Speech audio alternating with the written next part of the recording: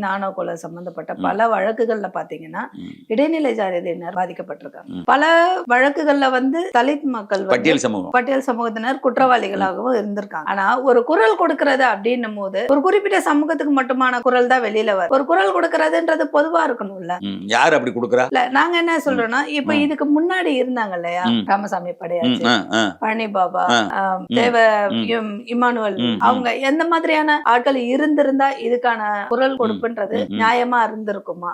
ஏன்னா இவங்களெல்லாம் நம்ம பேசும்போது அவங்களுக்கு இடையிலே தீண்டாமைங்கிற ஒரு விஷயமும் இருந்திருக்கு இல்லையா? இதை நீங்க எப்படி பாக்குறீங்க? அதைத்தான் நான் சொல்றேம்மா.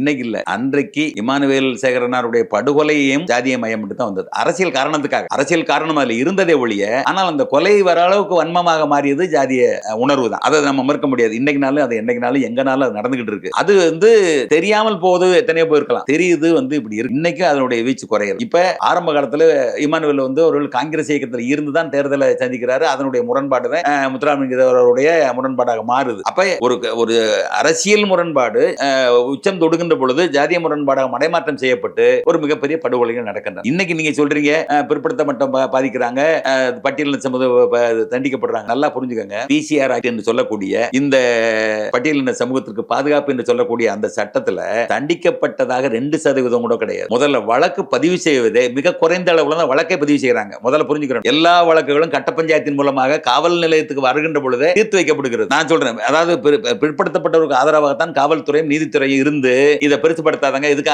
நீங்க அலைய போறீங்க, ஒரு பஞ்சாயத்து பிடிச்சிக்கலாம், ஒரு இழைப்பட கொடுத்து முடிச்சிடலாம்னு சொல்லி ஏறத்தாழ முக்கால்வாசி இந்த பட்டியலின பாதிப்புகளை பஞ்சாயத்து முடிச்சிடறாங்க. அதை தாண்டி வழக்காக பதிவு பண்ணுகின்ற பொழுது என்ன செய்யறாங்க, 2 விழுக்காடு கூட தீர்ப்பு தண்டிக்கப்பட்டதாக சரித்திரமே இல்லை. அதனாலதான் தேவேந்திர வேளாளர்கள் இந்த பிசிஆர் ஆக்ட பயன்படுத்த வேண்டாம் என்று அந்த சமூகத்தினுடைய தலைமைகள், குறிப்பா டாக்டர் கிருஷ்ணன் அவர்கள் அறைகோலே எடுத்தார். நம்ம நம்முடைய பிரச்சனைகளை எதிர்கொள்வோம், நம்மளால எதிர்கொள்வோம், சட்டத்தினை எதிர்கொள்வோம், ஆனா இந்த பிசிஆர் ஆக்ட பயன்படுத்த வேண்டாம்னு சொல்லக்கூடிய அளவுக்கு அவங்க போனாங்க. ஏன்னா நடைமுறையில் அதுதான். அதனால இது சட்டத்தின் அடிப்படையில் இருக்கிறதெல்லாம் நடைமுறையில் பயன்படுத்தாதுமா. மனப்பூர்வமா நான் சொன்னேன், நேர்மை மனிதனை இது இருக்கணும். நீங்க சட்டத்துல எத்தனை இருக்கு, ஆனா நடைமுறைப்படுத்துவதில் அவ்வளவு சிக்கல் இருக்கு, யோசிச்சு பாருங்க. அதனால பட்டியலினத்து பிள்ளைகள் தப்பு பண்ணா கூட தான் இருக்கும், எல்லாரும் யோக்கியம் கிடையாது. அதே போல பிற்படுத்தப்பட்ட மக்களுக்கும் அந்த பிரச்சனை இருக்கத்தான் செய்யும்.